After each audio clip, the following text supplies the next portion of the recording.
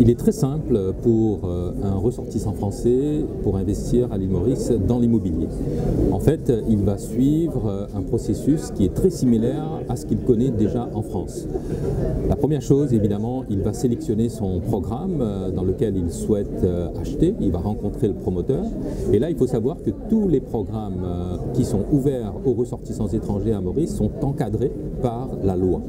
Donc il y a un organisme officiel de l'État mauricien qui s'appelle notamment le Economic Development Board, le EDB, qui est un service de l'État mauricien qui dépend du bureau du Premier ministre, qui est là justement pour contrôler, réguler tous ces projets immobiliers. Donc cet investisseur, s'il a des questions, s'il veut être assuré, il peut parfaitement venir rencontrer ce service qui va lui donner toutes les informations qu'il souhaite sur la procédure, sur le cadre juridique, sur le cadre administratif, sur le cadre fiscal, sur ce qu'il faut faire, quel genre de justificatif, etc. qu'il faut fournir. Ensuite, une fois qu'il enclenche la procédure, le principe à Maurice, c'est comme en France aussi, la plupart des programmes sont sur plan, donc en VFA, comme on l'appelle communément.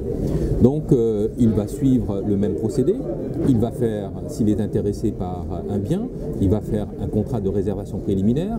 Suite à cette réservation de préliminaire, s'il confirme son acquisition, donc à ce moment-là, il aura un titre de propriété. Et là, il faut savoir que le titre de propriété, c'est un titre qui est fait auprès d'un notaire, qui est exactement le même système notarial qu'on retrouve en France. L'acte d'ailleurs qui sera rédigé, c'est un acte en français, donc ça c'est important. Maurice est un pays francophone, donc la langue parlée communément c'est le français. Et en ce qui concerne l'immobilier, c'est le même code civil qu'on retrouve en France, donc pour un Français, c'est très simple de s'y retrouver. Et une fois qu'il a le titre de propriété, s'il a acheté un bien qui est supérieur à 500 000 $, il obtient aussi automatiquement un permis de résident.